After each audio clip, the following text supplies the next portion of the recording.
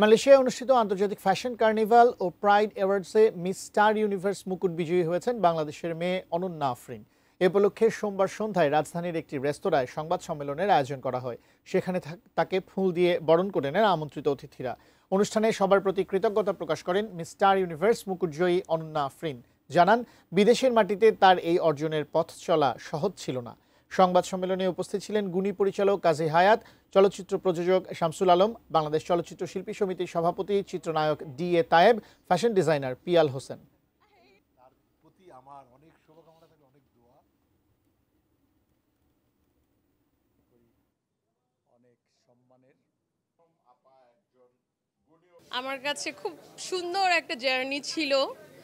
আমার স্বপ্নের একটা জায়গা ছিল যে আমার একটা ক্রাউন থাকবে, এবং আমি স্বপ্নেও ভাবতে পারিনি আসলে ইন্টারন্যাশনাল ক্রাউনটা আমার মাথায় উঠবে, উইনারের মুকুটটা।